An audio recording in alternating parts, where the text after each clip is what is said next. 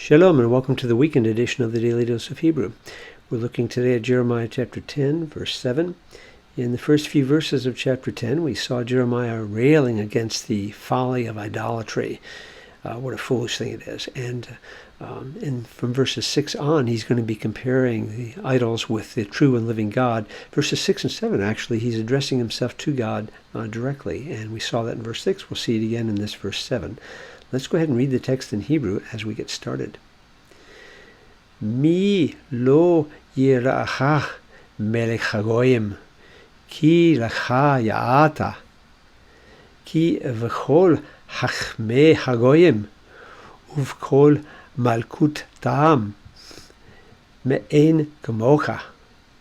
So we start with our interrogative pronoun who, and our negation not. And now what do we have here? Well, here's our verb. We can see right here we're going to have a suffix. It's going to be a 2ms suffix, you. And now what's the verb here? Well, this is actually going to be an imperfect, IMPF, and it's going to be a 3ms and a cow from our verb yare, which means to fear. Now this is a little bit unusual because the yod we have here is the yod of the performative, not the yod of the root. And this is one of these verbs that doesn't usually drop the yod. So usually when you see this verb, you have two yods at the beginning. One's the performative and one is the yod of the root.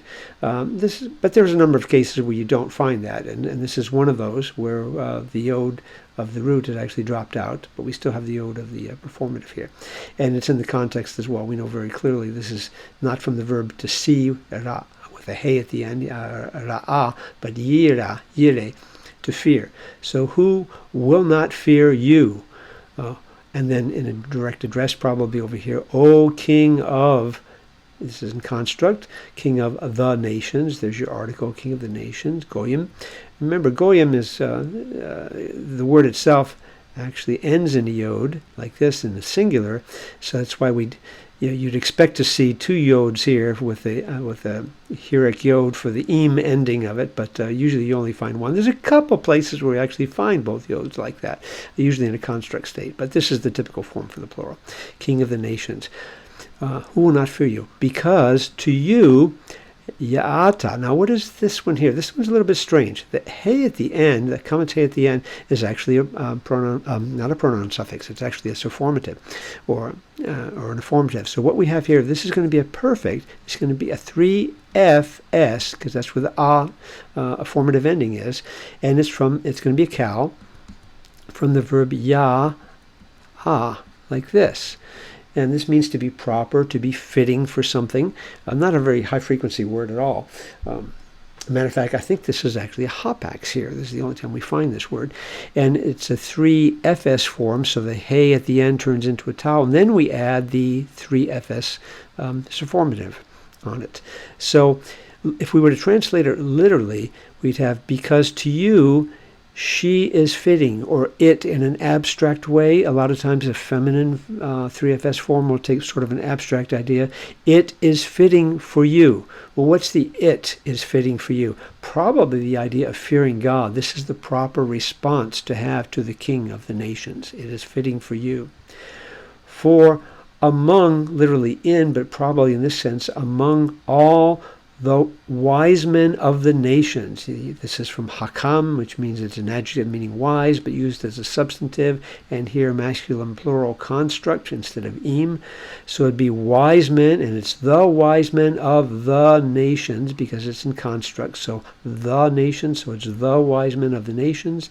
So among all the wise men of the nations, and among all their dominion. Malkut is a word which means royal power, dominion of their reign, something like that.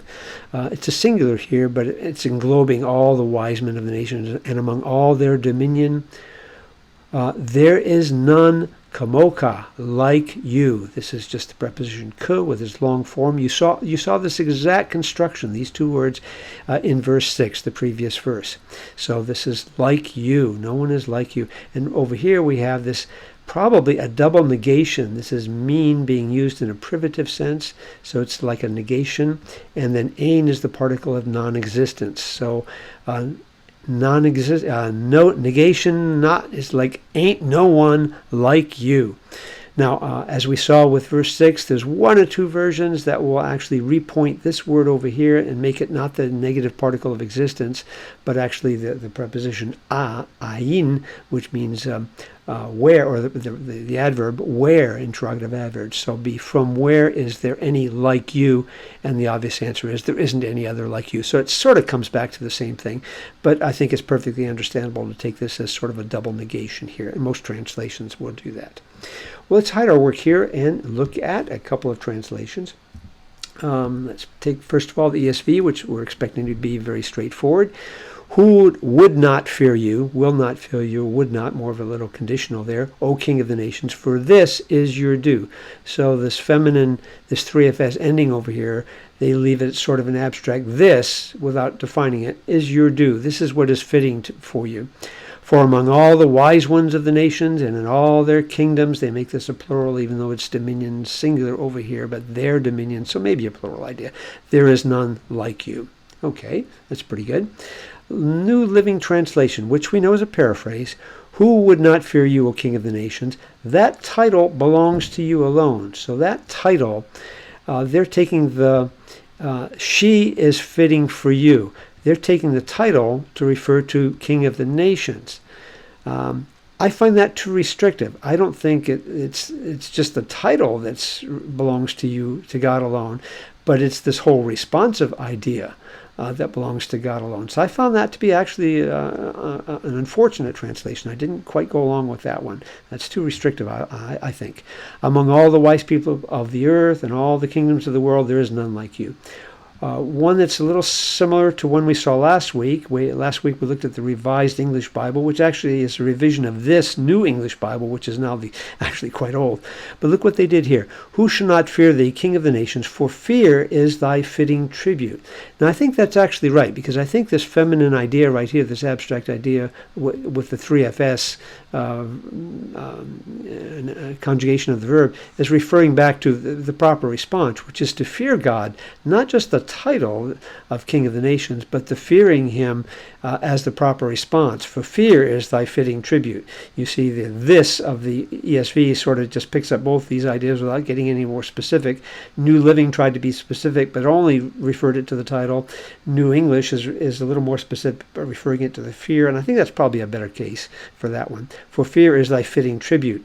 And then you can see what they've done with this word over here, making it as the interrogative adverb. Where among the wisest of the nations and all their royalty can one be found like thee? The obvious answer is nowhere. Again, I don't quite agree with that translation. I think it makes perfect sense even as it is. Ain't no one. There is no one like you. So you can see a couple little variations in how they translated this here. But the whole idea is there is no one else like our God among all the nations. And the only proper response is to bow before him in submission and a godly fear.